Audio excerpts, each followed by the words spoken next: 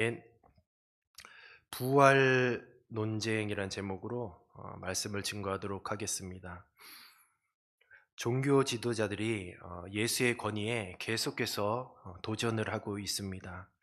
최초의 대제사장들과 장로들이 제기한 예수의 권위 문제가 계속해서 지속되고 있습니다.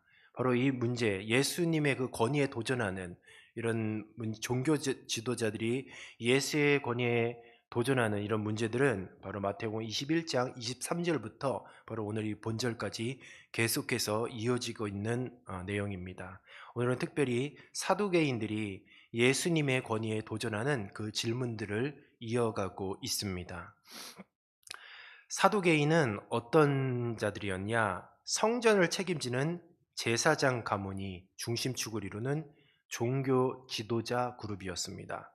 이들은 모세오경을 절대적인 권위로 받아들이고 특별히 부활 신앙을 믿지 않았습니다. 그냥 죽음은 마지막 종착점이고 개인적인 구원과 부활은 없다라고 그렇게 생각했던 자들입니다. 정치적으로, 종교적으로 많은 종교 지도자들과 공통 분모가 있었지만 특별히 바리새파와는 사이가 별로 좋지 않았습니다. 왜냐하면 바리새파는 부활을 믿었고 사두개인들은 부활을 믿지 않았기 때문이에요. 그래서 이 서로의 반대 입장에서 갈등을 빚고 있었던 것이죠. 바리새파의 이 부활 신앙을 굉장히 또 중요하게 생각을 했습니다. 예수님의 이 공세계 사역 기간에 예수님은 이미 그 주변 일대의 슈퍼스타셨어요. 많은 능력을 행하셨고 항상 예수님 주변에는 수많은 사람들로 인산인해를 이루었습니다. 근데 예수님의 사역의 가르침을 보니 구원과 영생을 강조하는 그런 말씀들을 하셨어요. 이 사도계인들도 본인들이 기득권이고 이제 종교 지도자들이기 때문에 예수님의 존재가 굉장히 껄끄럽게 여겨졌습니다. 그래서 예수님의 가르침을 보니까 구원과 영생을 강조하니 그렇구나, 바리새파 입장이구나. 그래서 바리새파 쪽이랑 가깝구나라는 그런 이제 사전 조사를 했던 것이요. 그래서 벼르고 있다가 드디어 이제는 예수님을 만나게 되었고 예수님이 예루살렘 성에 입성하여서 드디어 이제 제사장 중심의 성정 중심에 있던 사도계인과 맞닥뜨리게 되었던 것이고 바로 그때 이 오늘 본문 말씀처럼 예수님에게 곤란한 질문을 통해서 그 권위, 예수님의 권위를 떨어뜨리려는 목적으로 오늘 이 본문 말씀에 질문을 하고 있습니다. 그 질문이 어떤 질문이었냐? 어, 우리가 지난번에 예수님의 질문을 받았을 때는 종교 지도자들의 질문 중에 하나는 로마와 유대교 사이의 정치적으로 굉장히 민감한 사이였거든요. 그래서 정치적인 질문, 세금 문제로 질문을 했습니다. 예수님은 가이사의 것은 가이사에게, 하나님의 것은 하나님에게 참으로 지혜로운 말씀을 통해서 그 곤란한 질문을 타파하셨어요. 근데 요번에 유대교 내에 신학적으로 굉장히 민감한 이 부활 문제를 두고 이제는 예수님께서 어떤 입장을 취할지를 이제 보는 거죠. 그래서 굉장히 질문을 하는데 그 질문은 함정에 가까운 그런 질문을 했었던 것입니다. 사도계인들은 예수님을 향하여 선생님이여 부르면서 신명기 25장 5절과 창세기 38장 8절을 엮어서 이제 문제를 이렇게 만들어서 첫 시작이 모세가 일렀을 때 자기의 질문이 성경에서 비롯됐다는 거죠. 그 내용인즉슨 무자식으로 죽은 남편의 이름과 재산을 시동생이 상속하도록 형수와 결혼하는 이 수혼제도, 계대결혼이라고도 하는 그런 수혼제도에 관한 그런 질문을 이어가고 있어요. 당시 하나님이 모세를 통해 이 율법을 주신 까닭이 있습니다. 크게 세 가지인데 첫 번째는 죽은 자의 이름을 보호하기 위해서, 그리고 두 번째는 조상의 땅과 유산 산속이 단절되지 않게 보존하기 위해서, 그리고 세 번째는 여성이 과부로 남는 것을 방지하기 위해서 이 수혼제도, 계대 결혼 제도를 하나님은 모세를 통해서 율법으로 정하셨습니다. 이제 계속해서 질문을 이어갑니다. 시작이 7형제예요. 7형제. 뭐 2형제도 아니고 3형제도 아니고 7형제. 질문부터 있을 수 없는 일을 질문을 하는 거죠. 칠형제 이런 일이 세상에 어디 있겠습니까? 질문을 하는 거예요. 한번 대답을 해보라는 거죠. 칠형제를 가정하여서 첫째가 결혼을 했는데 상속자가 없이 그만 죽고 맙니다. 수원법에 따라 그 다음 동생이 형수와 재혼했고 그 역시 죽습니다. 그렇게 남은 형제가 모두 차례로 한 여자와 혼인하고 죽기를 반복하고 결국 마침내 그 여인까지 모두 죽습니다. 자, 이렇게 얘기를 하고 그렇다면 부활의 때에 이 여인은 누구의 아내가 되겠는가? 형제 중 누구의 아내가 되겠는가? 이것이 최종 질문입니다. 질문을 하고 쾌재로 불렀을 거예요. 예수님이라고 뭐 대단한 사람인데 한번 질문에 대답해봐라. 이미 이 질문에 대답은 불가능하다라고 이미 사도계인 스스로 이제 논의는 끝난 겁니다. 이제 검증된 질문을 딱 한 거예요. 사도계인들은 죽음 이후에 다시 살아난다면 이 결혼이라는 것은 합법적인 건데 부활하게 되면 이 합법적인 결혼이 지금 굉장히 곤란한 관계들이 되어버리는 거죠. 그러니까 결국은 그러므로 부활은 없다라는 결론에 이미 도달한 거죠. 예. 부활하면 곤란해진다. 이 모세로 하나님께서 모세로부터 이 계대 결혼법, 하나님이 주신 이 말씀이 곤란해진다. 바로 이 얘기를 하는 거예요. 예수님께서는 그런데 그 질문을 어, 듣고서는 바로 이 두 가지 오해가 있다라고 지적을 하십니다. 그 두 가지 오해는 무엇이냐? 첫 번째는 성경에 대한 오해. 사도계인들이 성경을 잘 알지 못한다는 거예요. 두 번째는 하나님의 능력에 대한 무지. 이 두 가지를 말씀하십니다. 그리고 예수님이 이어서 말씀하실 때 부활의 때에 장가도 시집도 필요 없는 상태가 되는데 마치 하늘에 있는 천사와 같이 될 것이고, 그러니까 땅의 논리와 방식이 부활의 때에 그대로 지속되는 것이 아니라는 것이죠. 그러니까 하나님의 나라와 부활의 때 그리고 그 이루어질 그 하나님의 나라와 이 세상과는 완전히 다르다는 것, 비교할 수가 없다라는 것이죠. 어, 제가 굉장히 이 말씀을 묵상하면서 계속 와닿았던 말씀이 있어요. 뭐냐면 시집가고 장가가는 거, 시집가고 장가가는 거. 이 세상이 어떤가라고 이렇게 딱 꼬집어서 얘기하면 제일 잘 표현하는 게 시집가고 장가가는 거예요. 시집가고 장가가는 거. 좋은 표현입니까? 나쁜 표현입니까? 시집가고 장가가는 게. 좋은 표현입니까? 나쁜 표현입니까? 좋은 표현이에요? 나쁜 표현입니까? 제가 이 질문을 했냐면 제가 이 고민이 있어요. 이 표현이 나쁜 질문인가? 좋은 질문인가? 어제 저희 집에 저기 손님이 오셨어요. 밤 늦게. 그래서 문을 막 두드려요. 쾅쾅쾅. 그래서 이제 아랫집에 사시는 분이 이제 오셨더라고요. 그래서 굉장히 큰 목소리로 어, 많은 얘기를 하셨는데 그것을 뭐 여기서 다 설명할 수는 없고 종합하면 그겁니다. 시끄러워서 못 살겠다. 아, 당신들 때문에 시끄러워서 못 살겠다. 주일날 은혜 받고 얼마나 저 거룩합니까? 집에서 이제 쉬고 있는데 밤 이제 손님이 와서 딱 그렇게 얘기하니까 그 있잖아요. 살면 참 좋은 일 있으면 살맛이 난다. 막 그런 얘기 하잖아요. 그런 이제 손님이 찾아오고 또 이제 마무리하고 가셨어요. 죄송하다고 했죠. 저희가 100번 잘못했으니까. 죄송합니다. 죄송합니다 하고 보냈습니다.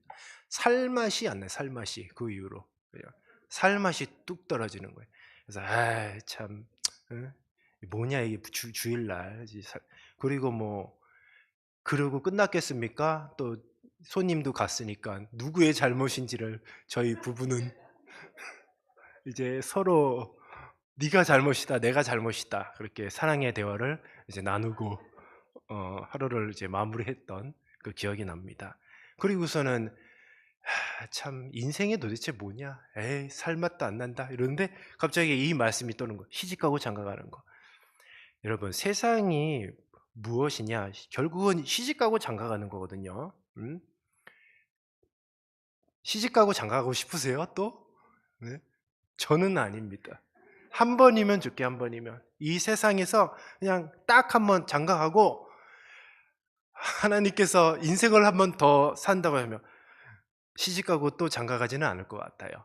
그래서 시집가고 장가가는 거. 그래서 이 말씀이 딱 느껴지는 게 뭐냐? 지금 이 사두개인들이 얼마나 어리석냐면 하늘나라 천국과 이 땅에 시집가고 장가가는 이 죄 많은 세상과 비교를 하고 있는 거 비교를. 비교가 되겠습니까? 비교가 안 되죠. 그러니까 설명이 안 되는 거예요, 설명이. 그런데 그걸 가지고 지금 부활 때에 영원한 그 저 천국과 지금 시집가고 장가가는 참으로 괴로운 인생, 죄 많은 그 세상과 지금 비교를 해서 결혼이란 제도를 뭐 이렇게 해서 질문을 하니까 이 질문이 성립이 안 되는 거죠. 비교할 거를 비교해야죠. 고린도서 12장에 보면 바울은 이 셋째 하늘이라고 얘기하거든요. 셋째 하늘이 무엇입니까? 하나님이 계신 가장 거룩한 곳이죠. 천국도 현재까지 성경에서 말하는 3층까지 있다고 그러네요. 셋째 하늘이니까. 바로 그곳에 하나님이 계신 곳이죠. 고린도후서 12장 2절에서 6절에 보면 제가 읽어드릴게요. 내가 그리스도 안에 있는 한 사람을 아노니 그는 14년 전에 셋째 하늘에 이끌려간지라. 그가 몸 안에 있었는지 몸 밖에 있었는지 나는 모르거니와 하나님은 아시느니라. 내가 이런 사람을 아노니 그가, 여기서 그는 사도 바울 자신이죠. 그가 몸 안에 있었는지 몸 밖에 있었는지 나는 모르거니와 하나님은 아시느니라. 4절에 그가 낙원으로 이끌려가서 말로 표현할 수 없는 말을 들었으니 사람이 가히 이르지 못할 말이로다. 말로 표현할 수 없는 말을 들었고 말로 표현할 수 없는 광경을 보았다는 거죠. 6절에 내가 만일 자랑하고자 해도 쭉 보면 후반절에 이렇게 말해요. 내게 듣는 바 지나치게 생각할까 두려워서 그만두느라. 사도 바울은 자신이 본 그 천국 셋째 하늘을 이야기하면 사람들에게 그것을 이야기하면 사람들이 그것에만 집중할까 봐 얘기를 못 하겠다는 거죠. 그 말은 뭐냐? 형용할 수 없는 너무 좋다라는 거, 너무 좋다라는 거. 비교가 안 되라는 거. 천국이 어떤 곳이냐? 그래서 이 말씀을 보고 결론을 낸 거. 천국은 형용할 수 없는 곳. 그러니까 설명할 수 없는 곳. 만약에 천국을 우리가 설명할 수 있다면 그냥 세상이죠, 세상. 근데 천국은 설명할 수 없는 곳이에요. 왜냐하면 이 땅 가운데서 가장 좋은 것으로도 천국은 설명이 안 되는. 왜? 천국은 더 좋은 곳이기 때문에. 이 세상에 있는 그 어떤 언어, 어떠한 형용사를 막 수식을 해도 천국은 설명할 수 없는 곳이에요. 너무너무 좋은 곳이기 때문이란 거죠. 이런 천국과 지금 사도계는 이 썩어질 땅, 시집가고 장가가는 이 땅을 지금 비교를 하는 것 자체가 말이 안 된다라는 거죠. 사랑하는 성도 여러분, 시집가고 장가가는 정말 괴로운 세상이죠. 괴로운 세상. 맨날 먹고 마시고 걱정거리가 있고 뭐 얼마나 행복하지만 또 그 가운데 늘 근심이 있고 걱정이 있잖아요. 그것이 세상이지 않습니까? 그런데 저와 여러분은 그런 가운데서도 웃을 수 있는 것은, 그런 가운데서도 우리가 믿음을 지킬 수 있는 것은 하늘나라 천국을 우리 주님께서 약속해 주셨기 때문인 줄로 믿습니다. 우리의 소망은 천국이에요. 결국 천국. 정말 살맛이 안 나네.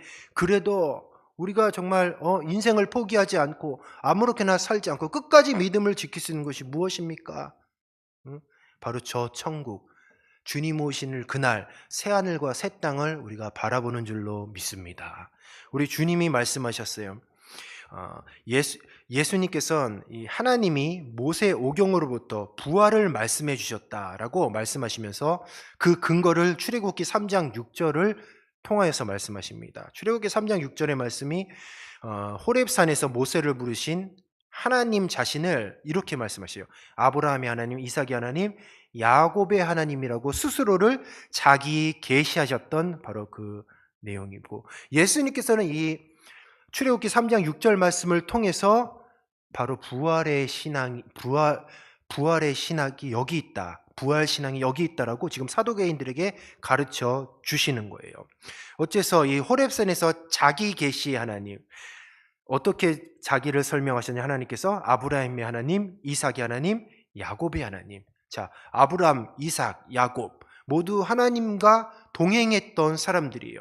그리고 이제 시간이 많이 지나서 지금 하나님께서는 모세를 향해서 하나님을 자기 계시하시고 소개를 하시는데 이렇게 세 명의 믿음의 선진들의 이름을 얘기하시면서 그들의 하나님이다라고 말씀하고 있습니다. 모세 때는 아브라함은 죽었고 이삭도 죽었고 야곱도 이미 죽은 상태입니다. 시간이 꽤 지난 상태예요. 그런데 아브라함의 하나님, 이삭의 하나님, 야곱의 하나님이라는 거죠. 그러니까 아브라함, 이삭, 야곱 때에 살아서 역사하셨던 그 하나님이 모세의 바로 너의 눈앞에 있다라는 거죠. 그러니까 절대로 두려워하지 말라는 거예요. 지금 모세는 두려워 떨고 있었어요. 아니, 떨기나무에 갑자기 자기를 계시하셨던 하나님이 나타나셨고, 모세는 지금 아무것도 모르는 상태에서 이스라엘 백성을 끌고 출애굽을 해야 되잖아요. 얼마나 두렵고 떨리겠습니까? 그렇게 두렵고 떨리는 가운데에 하나님께서는 자기 계시를 하면서 말씀하신 거예요. 아브라함의 하나님, 내가 아브라함을 지켰단다.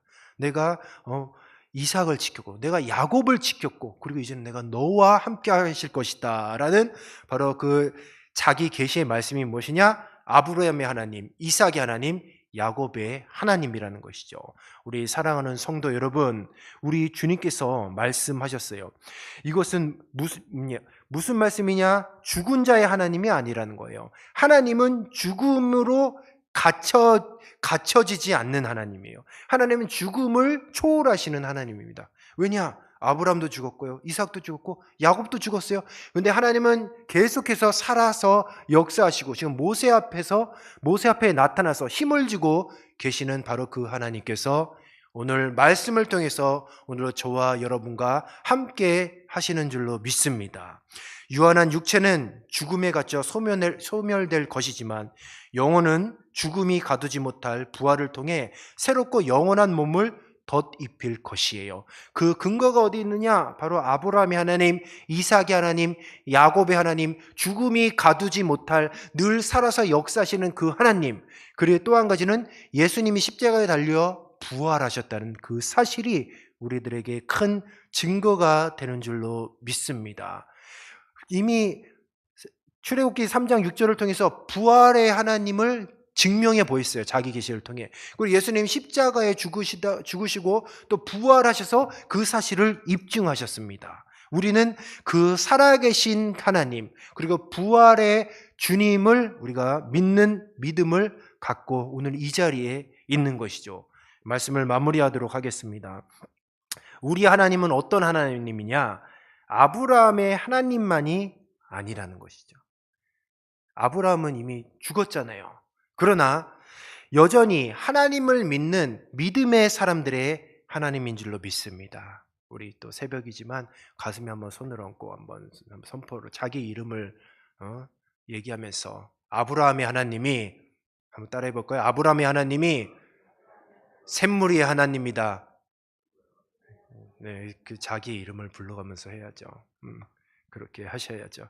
오늘 그런 믿음을 갖고 사시기를 주님의 이름으로 축복합니다. 우리 하나님은 아브라함의 하나님만이 아니라 그 믿음의 후손들의 하나님이셨고 오늘 우리의 하나님도 되시는 줄로 믿습니다. 우리가 그 언약을 이루어 새 하늘과 새 땅을 가져오실 분이시라는 것이고 그리고 그분의 예수님의 부활로 이미 그 약속은 이루어지기 시작했고 그 완성을 향해 우리도 나아가는 줄로 믿습니다. 시집가고 장가가는 참으로 각박한 이 세상 가운데에 우리는 이 부활의 믿음을 가지고 오늘도 천국을 소망하며 사시는 저와 여러분이 되시기를 주님의 이름으로 축복합니다. 우리 시간 말씀